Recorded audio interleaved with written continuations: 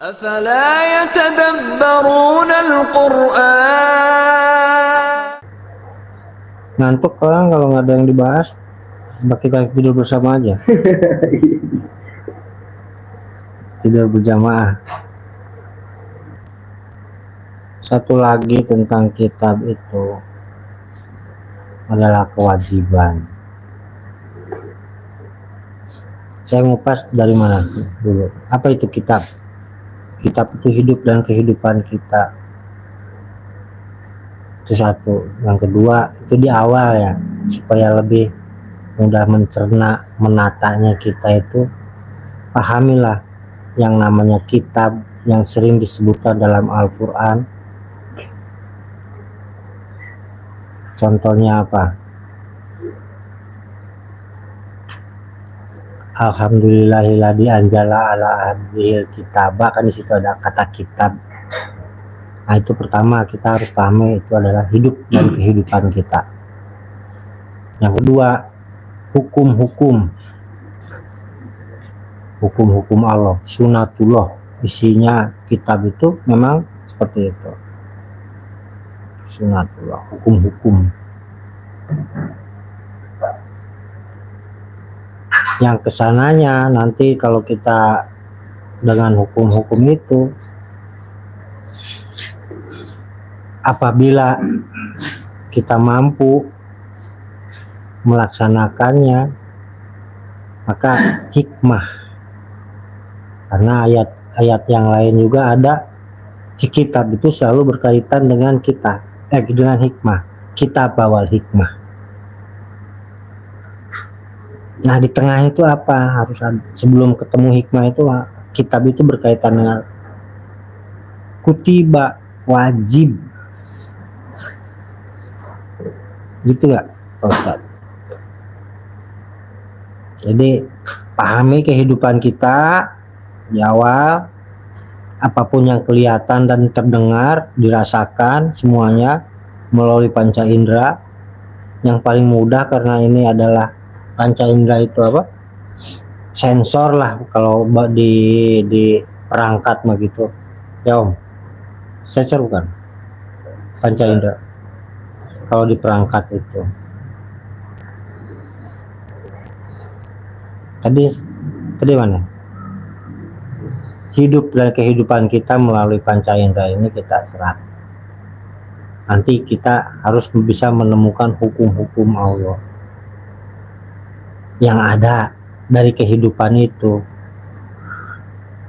Nah, sebelum mendapatkan hikmahnya kita diwajibkan. Jadi berkaitan dengan kitab itu ada 4 persoalan yang harus kita lalui. Pelan-pelan, memang nggak terasa nanti. Sampai nanti yang diistilahkan dengan lauh mahfud itu nanti tahu sendiri, nggak perlu dijelasin. Kan ini terjemahan fi lauhim mahfud, terjemahannya lauh mahfud aja. Maksudnya lauh mahfud itu catatan yang sudah tercatat, tulisan atau catatan. Nah, seandainya kita mengaku atau tergolong kepada orang beriman, diaku nggak boleh diaku, karena di ayat lain juga janganlah engkau mengaku telah beriman sebelum datang uji coba. Nah, itu kitab isinya uji coba, isi dari catatan-catatan atau kitab itu sendiri. Nah, saya tanya ke Pak Usman, kenapa dari kitab jadi kutiba, jadi wajib? Kalau secara grammar ya, kataba apa? Menulis. Uktub, tulislah. Lampau atau saat ini kan? Itu mah grammar lah gitu. Dari Urut itu upayakan kita memahami, dan kita itu sedang menulis, betul, sedang menulis hidup kita sendiri. Makanya apa itu kitab, ada yang nanya gitu, maksudnya kitab aja di sini di Al-Quran gitu, dan tidak diterjemahkan, ya hidup kita. Mas Nino sedang nulis gak? Ini barusan nuang air itu sedang nulis, nanti diceritainnya kapan. Kitabu kutiba, jadi jadi seolah-olah bertolak belakang jauh loh, dari menulis jadi jadi wajib. Karena kita ada yang miss di sana. Missnya di mana? Missnya di surat An-Nisa ayat 47. Wahai orang-orang yang telah diberi kitab, berimanlah kepada apa yang telah kami turunkan.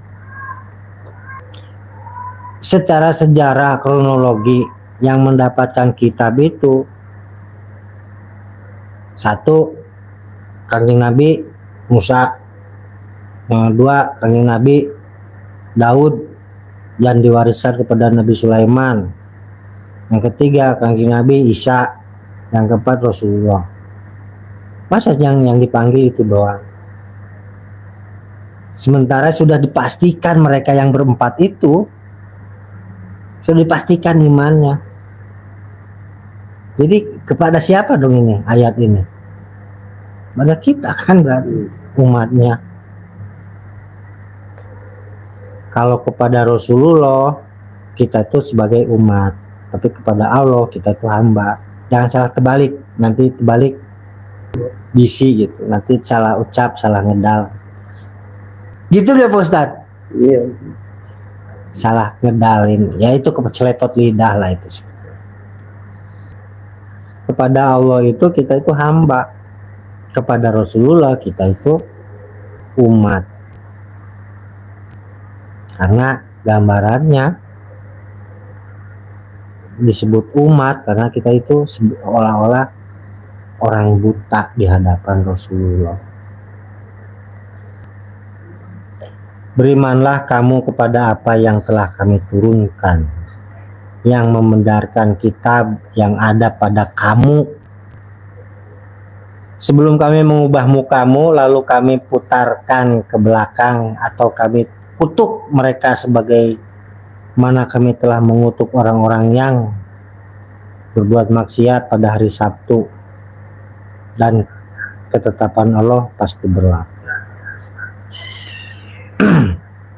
Secara kronologi gambarannya ini menegur Bani Israel. Pakai bahasa mana ini? Gaya bahasa mana ini? Karena ada perumpamaan yang sulit gitu ini tuh. Mengubah muka kemudian melintirkan ke belakang. Artinya apa? Sebelum kamu berpaling,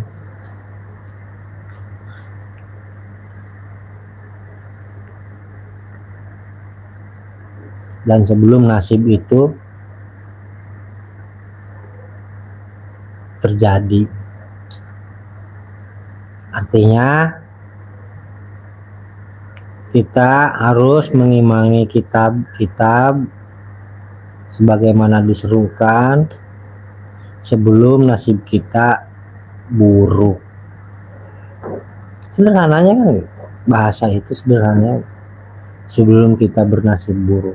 Berkaitan dengan kemarin yang saya ceritain. Sebelum takdir kita berlaku yang belum terjadi, karena ada takdir yang sudah terjadi dan takdir yang belum terjadi. Takdir yang sudah terjadi mah hidung di hidung, mata di mata, telinga di telinga. Coba bayangin kalau hidung takdirnya hidung itu dirubah di sini gitu. Wah, kebayang itu nyium terus itu.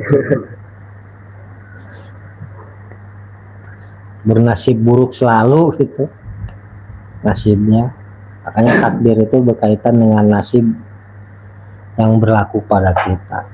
Nah itu sebelum terjadi sesuatu, takdir yang akan datang nanti, yang wallahu alam, kita harus upayakan mengimani atau menerima kitab yang Allah turunkan tadi. Masing-masing kan semua punya kitab. Tadi Mas Yono nuangin air dari sono, terus itu kan kitabnya sendiri. Sederhananya begitu. Sedang mencatat kitabnya yang akan menentukan nanti sebetulnya. Yang barusan dilakuin Om Bani, nah itu menentukan nanti takdir yang akan datang.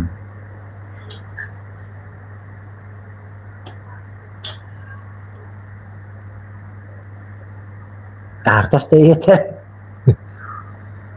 Dimengerti nggak kira-kira?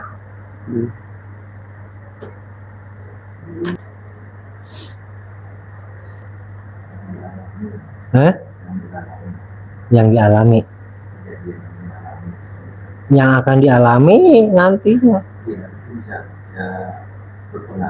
Iya, yang dialami sekarang berpengaruh nanti.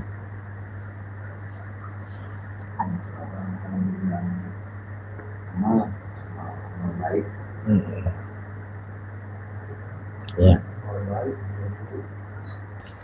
Kaitannya ada yang sama yang modifikasi kemarin. Iya. Juga di situ kan. Termasuk.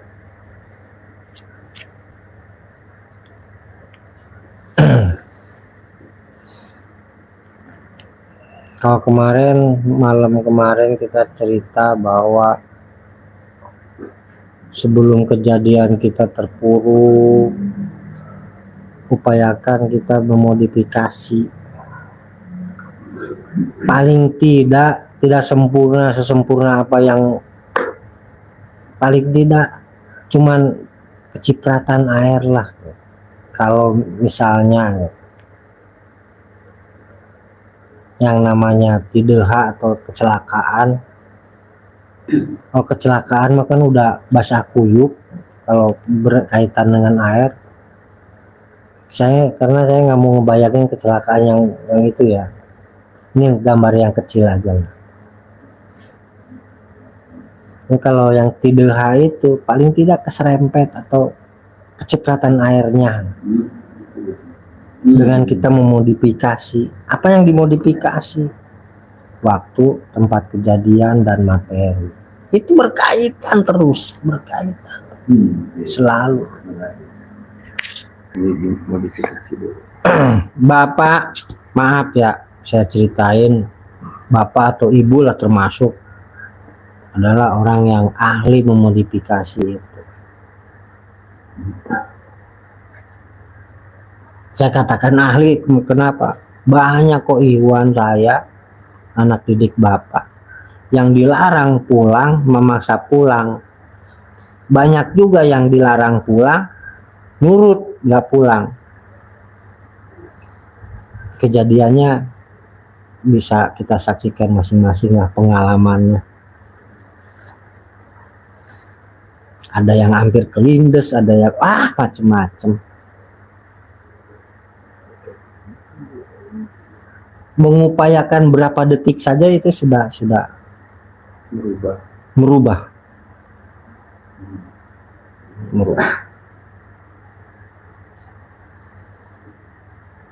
Sudah merubah kenyataan yang akan dihadapi seharusnya, atau takdir yang akan diterima. Sudah terukur ya. Hah? Saya sudah terukur. Iya. Ini mah nggak sepele, cuma disuruh makan doang sama ibu. Sok mamela. Udah siap-siap motor. Tasnya ditarik. Mamela. Suruh makan. Udah nurut makan. Nggak taunya kalau nggak nurut makan itu kejadian kelihatan kalau gue pas waktunya sono pasti kayaknya gue yang tabrakan di situ atau masuk jurang. Karena di sini mobilnya habis makan ya cuma beberapa detik doang, gak nyampe berapa menit lah makan itu. Gak sepele ibu. Banyak lah kesaksian Ikhwan saya. Jangan paling sering denger juga mungkin. Ya, hal-hal yang kayak gitu yang perlu kita. Tapi yang menyuruhnya sebenarnya nggak sadar nggak dibawa kesadaran lah semacam nggak tahu. Ujung-ujung ada perintah, ujung-ujung ada gitu.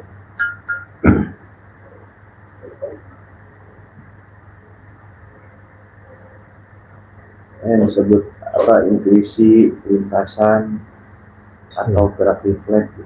Ya. Ini termasuk itu. Nah kayak gitu-gitu mungkin ya karena mendengar ada peristiwa kayak gitu dialami oleh seseorang, makanya membandingkan. Sekarang ini nggak kayak gitu. Tergantung, saya bilang juga, meyakinin ajaran ini dan yang nurut itu yang meyakinin. Yang nggak nurut, yang ngambang, cangcaya, ragu, penuh pertimbangan di dalam dirinya. Kayak cerita Om Jai kan, akhirnya kan kena macet ya, hampir 24 jam di jalan. Yang melaksanakan berhentes jadi bagian dari memodifikasi. Makanya kuncinya di kita itu ya, kuncinya di kita itu pangriksa, nanti akan mengikuti ada sesuatunya di balik pangriksa itu. Makanya pangriksa itu sampai tuntas, sampai kita tuh nggak sadar gitu, atau hilang begitu saja bacaannya. Atau lebih ini lagi apa? Lebih spesifik lagi, suruh sukma kita duluan. Itu bagian dari memodifikasi. Tempo hari saya ceritakan gitu. Suruh depan, misalnya bawa motor atau bawa mobil, suruh sukma kita itu duluan, 10 mobil di depan, ngikut mobil siapa kek. Nah itu mah bagian yang sulit dipahami lah.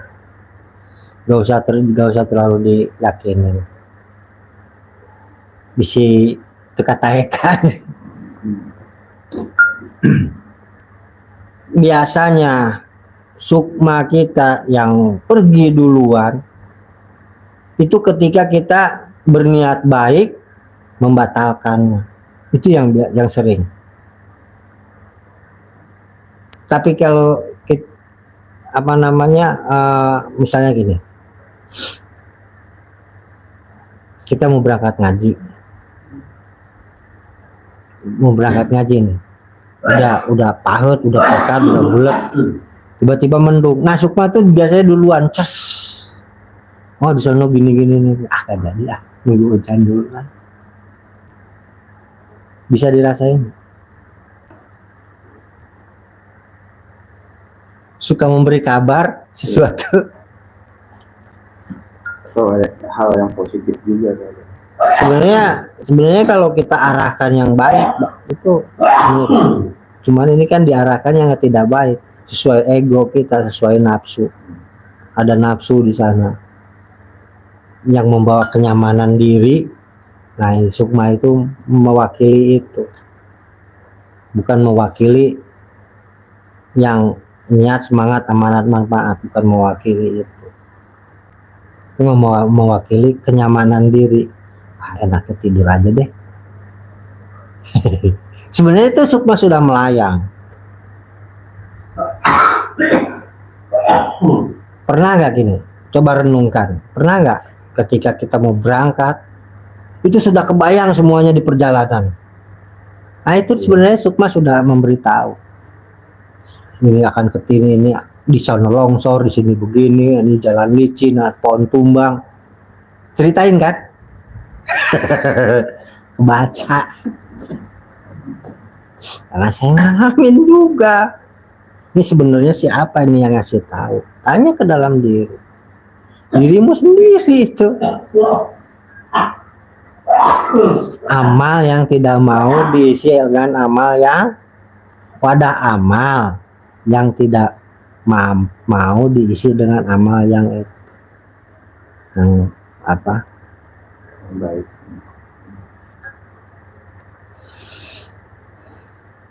Hanya wadah-wadah amal itu banyak, wadah-wadah kita itu banyak wadah sebetulnya.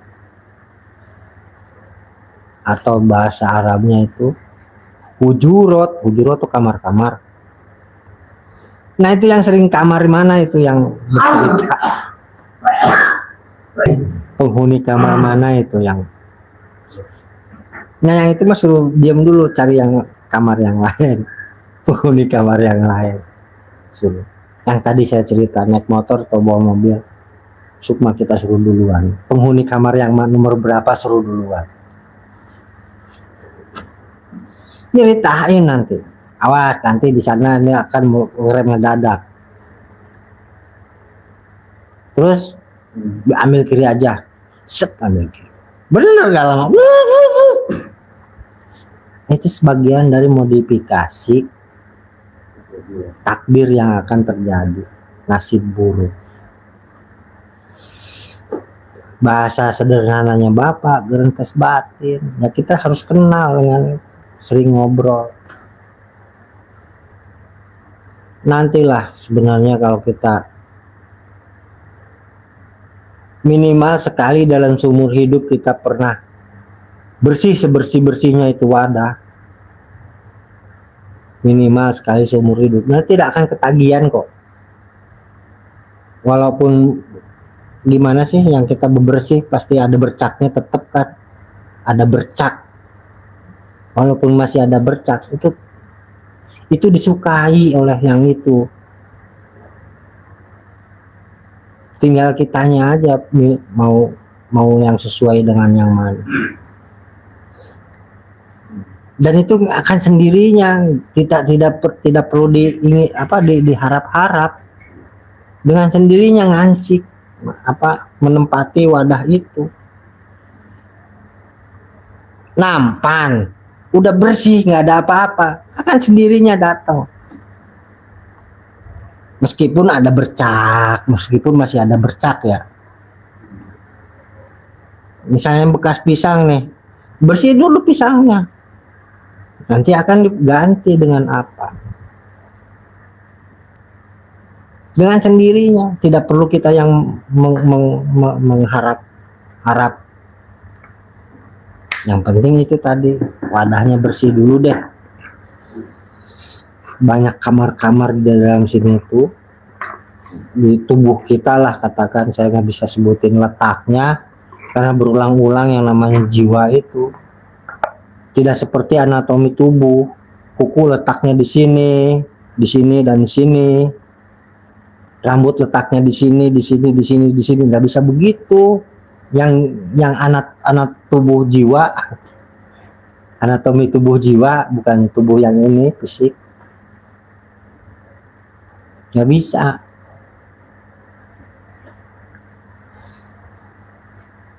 Nah itu nanti kalau dengan sendirinya kok. Ibarat kalau udah bersih nanti kelihatan apanya.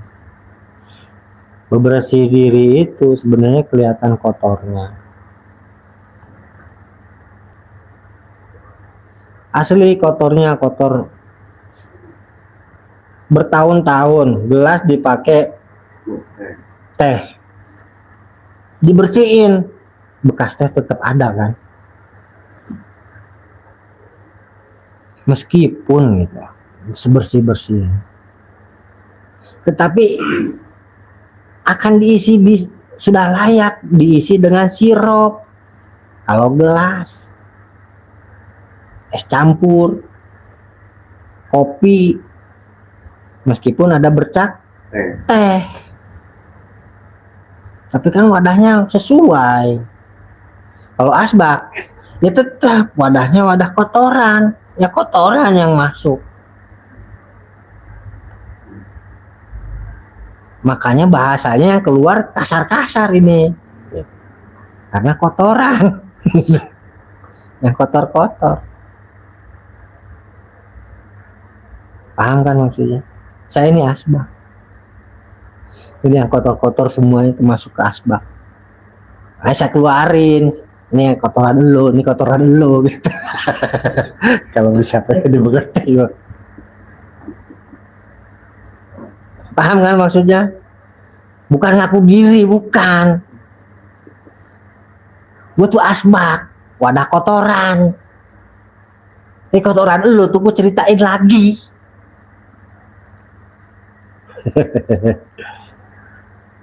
Jadi anak didik harus mengerti bahasa, seorang guru harus mengerti. Kan kemarin kan begitu kan? Seorang guru harus multi, sastranya, bahasanya, kawinya.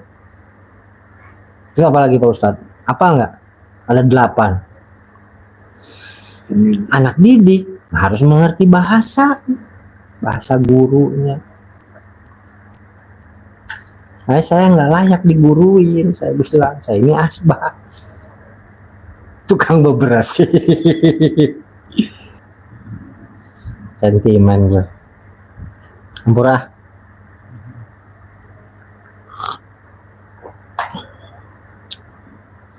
Gitu. Jadi siapkan lawanannya. Apapun wadah yang kalian miliki, ada berapapun. Kalau rumah tangga di dalam diri ini bukan cuman rumah tangga, di dalam diri ini tuh negara. Ragana itu negara. Gara-garanya yang perlu dijernihkan. Tahu kan gara-gara, tahu kan? Goro-goro, tahu kan bahasa Jawanya? Pade goro-goro iku opo pade? Wonten goro-goro. Kewuh bahasa yang lainnya. Kan gitu Pak Ustadz. Goro-goro itu kan kewuh kan? Bahasa yang lainnya. Leres pade. Bahasa Sunda itu barusan gue ngomong nanya ke dia tuh, sebenarnya leres pada ngerti, karena leres bahasa Jawa dan bahasa Sunda leres sama.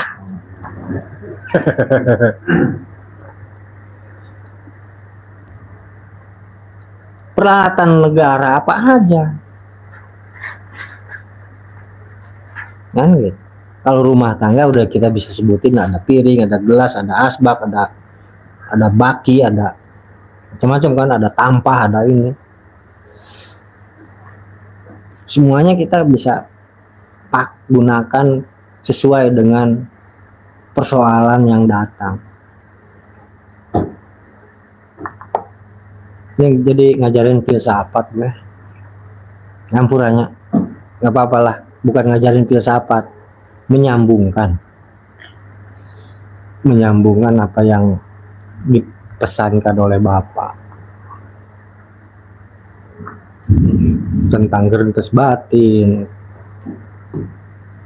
Gerentes batin tergantung wadahnya, yaitu jiwa itu sendiri.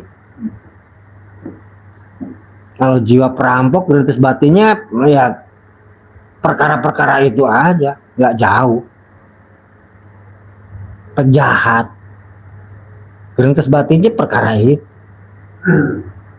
Atau kejaksaan, gerentes batinnya tentang keadilan.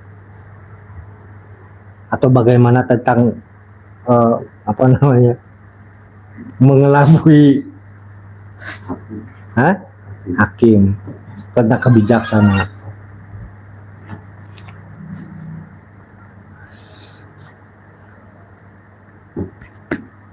Maka kenalin dulu jiwa kita. Jiwa kita tuh jiwa apa?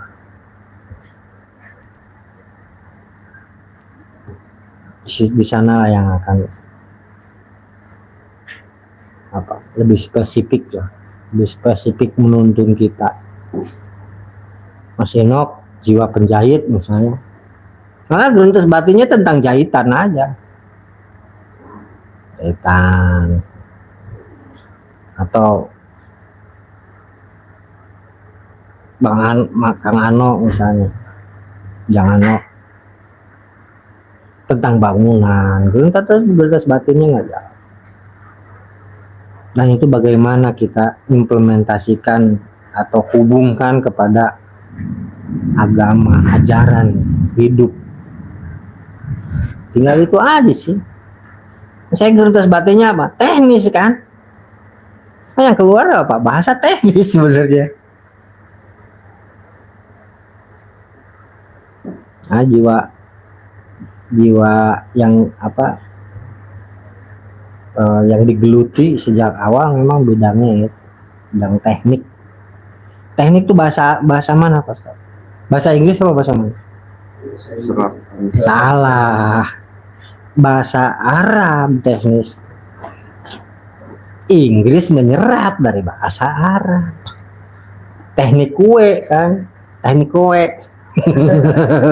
Kalau bahasa Inggrisnya, kalau bahasa Arabnya pakai kop.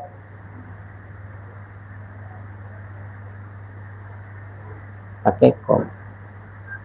Coba periksa lagi saya kalau nggak salah di surat An-Naml ayat-ayat yang sebelum 93 lah, sebelum terakhir, pojok kiri sebelah kanan. Itu akar katanya teknis.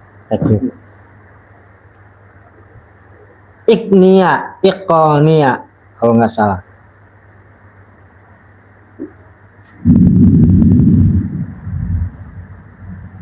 Pakai kop, ikonia, ikni, akni apa ikni. Coba periksa lah sama Pak Ustadz. Bisi saya salah. Takun pakai kop. Tiknia. Coba Om cari takun di lafzi. Takun. Oh banyak pakai kap. Kalau di lapis lebih susah, pakai kop. Takop nun, takun. Ada di surat teknologi. Ya, Teknisi. bahasa Arab teknisi. An-Naml ayat 88. Berkaitan dengan sun'un, pekerjaan Allah. Sun'un itu pekerjaan yang ada hasilnya, nggak ada hasilnya tetap dikerjakan, dilaksanakan. Tadi sampai mana?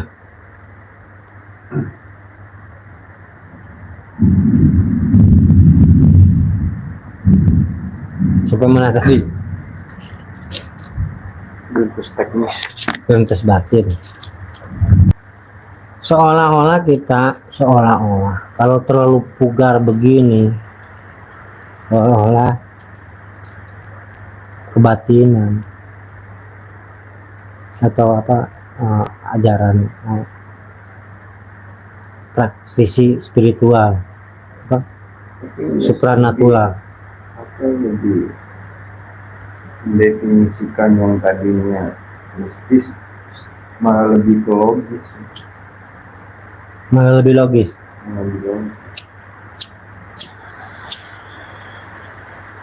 Jadi kan beranggapan kalau yang namanya gruntus itu kayak udah sesuatu yang wah gitu.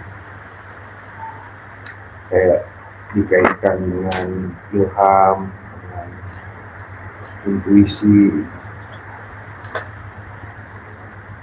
Tapi kan kenyataannya itu sesuatu yang ternyata yang bisa merubah atau memodifikasi takdir. Ya, memodifikasi peristiwa atau takdir yang akan terjadi, yang belum terjadi. Pernah juga nungguin hujan lama gitu, tapi bawaan kayak aduh kalau lama nungguin hujan masih terlambat atau ada yang lain. Tapi akhirnya datang perintah udah maju aja sampai sana berhenti gitu. Bener kan? Nah itu kan sebenarnya sukma amal kita, wadah amal kita yang melesat duluan. Kan ada yang berubah itu takdirnya, yang seharusnya nunggu di situ berjam-jam akhirnya nggak jadi. Ya, betul.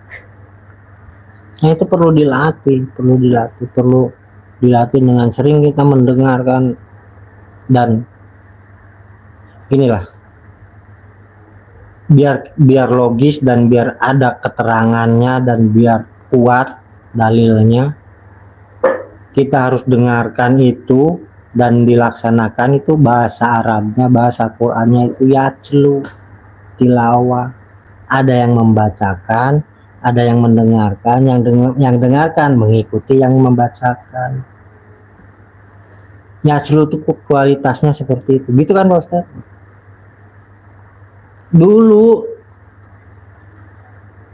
di madrasah tuh begitu, sok bapak yang membacakan ikutin, bapak juga sendiri bapak bacain, ikutin sama, kan kalau munajat atau apa bukaan.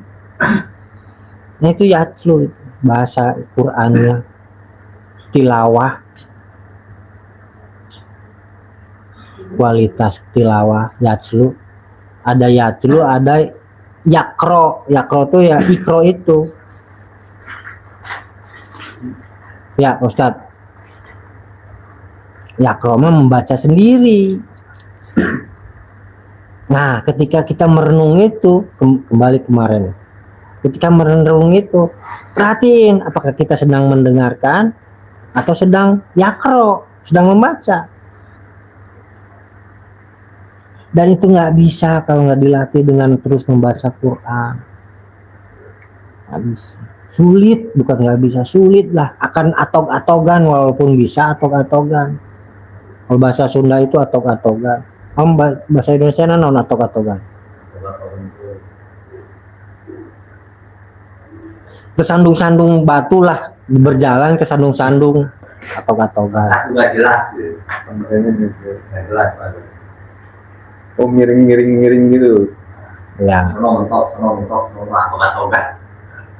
Oh iya benar, kalau jalan atau lu ngapain nabrak.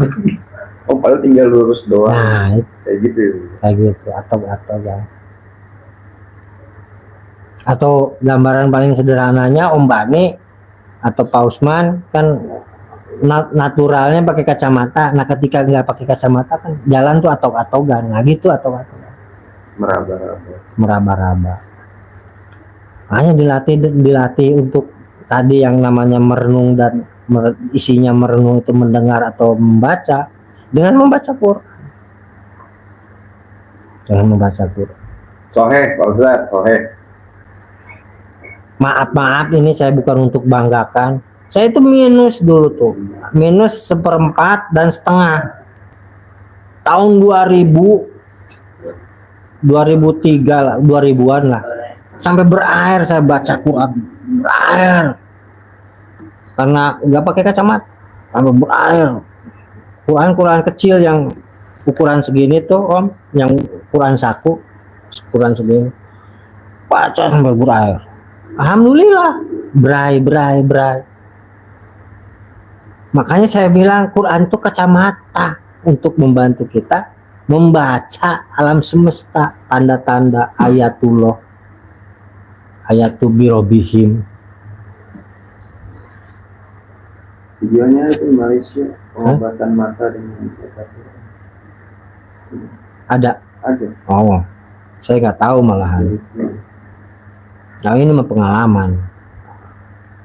Sampai sekarang malah rabun kalau menari-nari itu rabun apa? Plus ya. Plus seperti ini. Nggak tahu lah. Pokoknya kalau harus jaraknya tepat aja. Kalau nggak tepat dia goyang-goyang, joget dansa, tulisannya dansa. Kebetulan saya cepat menyadari saya nggak bisa kok mata nggak enak membaca. Periksa sebelah sini plus, sebelah sini min kalau nggak salah, atau terbalik lah di antara. Sorry, seperempat setengah atau terbalik setengah seperempat, lupa saya.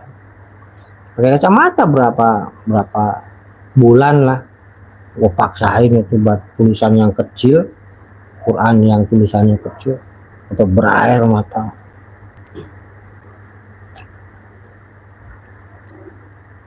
Bray hilang lama-lama, normal lagi. Kan dulu buat di depan komputer terus tuh irigasi dari komputer.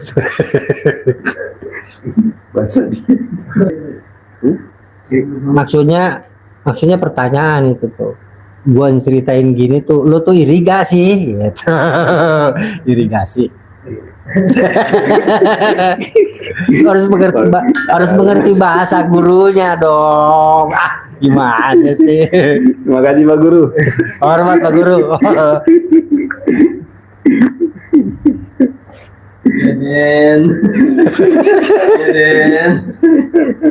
Gitu, maka gerintas batin itu tergantung kamarnya yang kita pakai atau jiwa kita lah. Sederhananya kita berjiwa apa? Berjiwa patriot, berjuang. Maka yang datang tuh bahasa itu pun sesuai dengan jiwa kita, sesuai kamarnya. Kalau di dalam Al-Quran itu sesuai hujurat, sesuai kamarnya.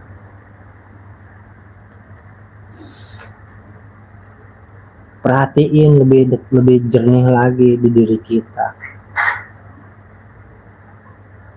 Pasti di balik bahasa yang teknis ada sesuatu yang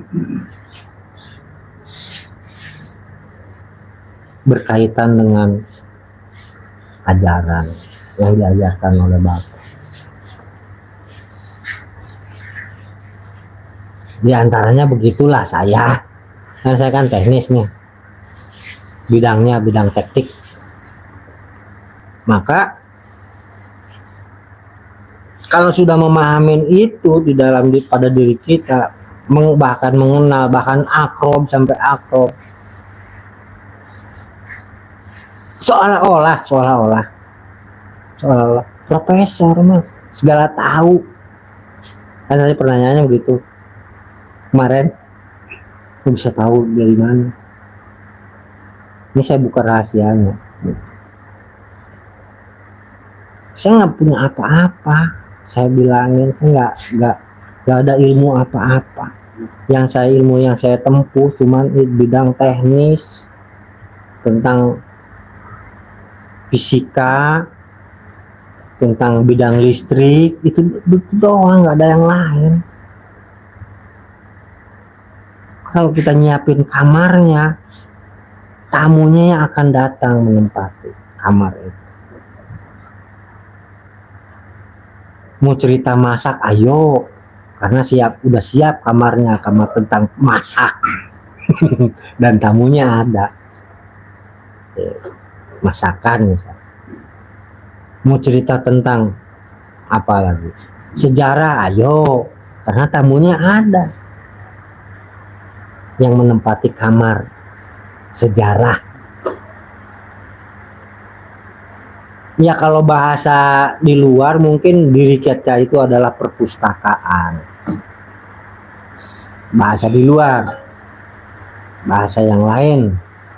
Istilah yang lain. diri kita itu adalah perpustakaan. Atau bahasa sejarah mungkin bisa diceritain tentang tentang Sayyidina Ali, apa istilah apa gelar untuk Sayyidina Ali tentang ilmu. Begitu, kita hanya menyiapkan tempatnya, nanti tamunya yang akan datang menempati tempat itu, kamar itu.